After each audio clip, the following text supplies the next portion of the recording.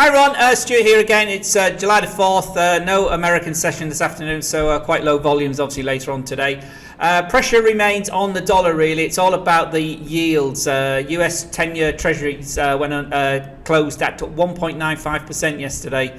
That helped obviously equity markets rally to all-time highs. So all three key equity markets in the US closed at all-time highs yesterday.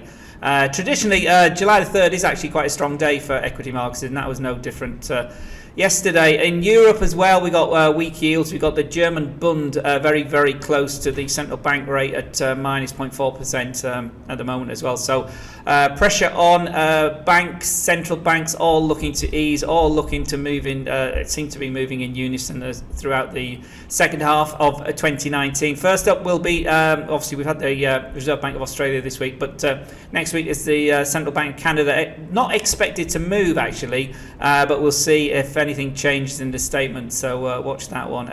Meanwhile, today we've got dollar yen here pivoting around 107.80 at the moment, capped at 107.90 and support at 107.60, so 30 pip range for dollar yen. Euro again sort of sliding sideways with very little direction, under 113, support down here at 12.75, and currently sliding sideways at 112.80 zone, but biasing to the downside.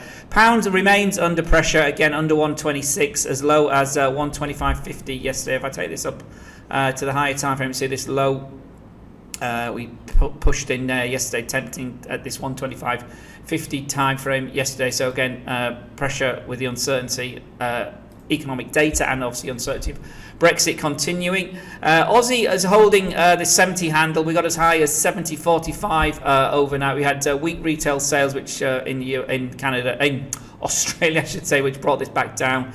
Looks like it's looking to give up some of these gains at the moment. They're at 70.25, so support here at 70.20, and obviously then the big handle down here at 70, so Aussie rolling over.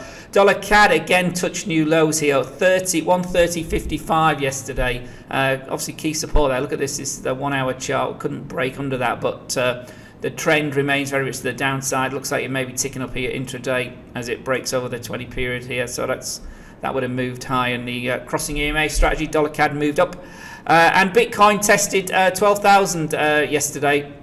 Sorry, not yesterday, overnight I should say again. So recovered quite well, and again remains relatively well bid here over that 20 period here on this 1 hour time frame. Gold continues to move down. What a week we've had with gold and oil. So moving down under 14.15 at the moment. Support being tested at the bottom of the Bollinger Band here at 14.11.25. So moving down from that trigger earlier yesterday, but sort of slid sideways, but continuing to move down.